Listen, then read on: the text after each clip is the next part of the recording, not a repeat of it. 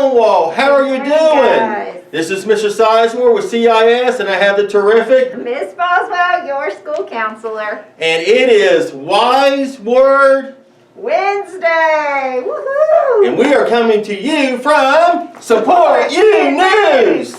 Miss Boswell, Yes, Mr. Sizemore. how are you doing? I'm well, thank Good. you. I'm missing everybody, but we're hanging in there at our home. How about you? Doing well, and kind of like you, missing everybody. We can't wait to see you guys in person. In person. Hopefully sooner rather than later. I hope so, guys. And please remember that we are doing schoolwork right now. We're working remotely.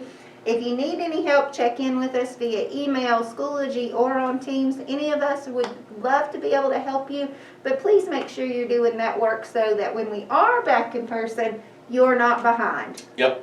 And so on Wise Word Wednesday, which those were some wise words. Indeed, maybe Yep. they were. They were. But what other wise words do you have for us? Excellent. So, we are going to look at our character building day by day, once again, guys, by Andy Mather and Lewis B. Weldon. And so today's story, Mr. Sizemore, I think you'll like. It's called The Strikeout King. Mr. Sizemore loves his baseball. I love my baseball. Strike three, yelled the umpire. And with a sinking heart, Paul walked back to the dugout with his bat. He had struck out again. You know that sinking feeling, right? Yes. Whew, me too. I think I'm the strikeout king, he's told his dad that night. He tried to smile, but he was really bummed. He always struck out. If you love baseball, you can get better at it, his dad said.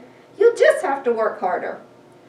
I don't think I'll ever get better, Paul said, no matter how hard I work.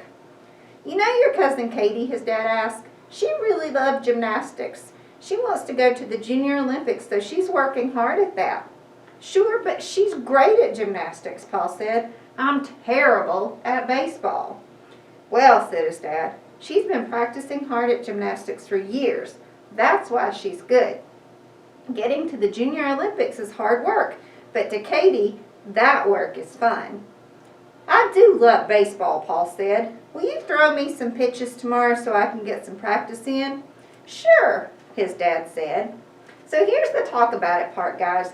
Are there times when hard work is fun for you? When are they, and why is it fun? What about you, Mr. Sizemore?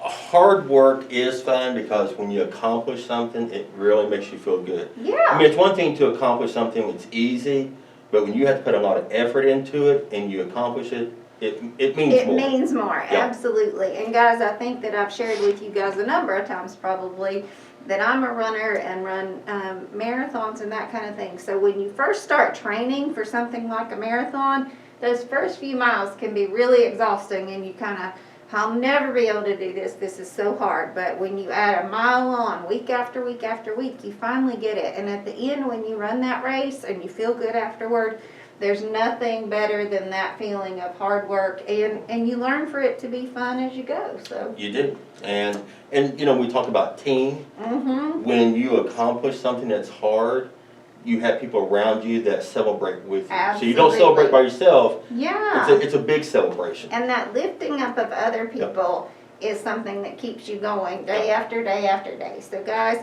surround yourself with people that make you feel good and encourage you. And that goes along with what it is to work hard and have fun doing it.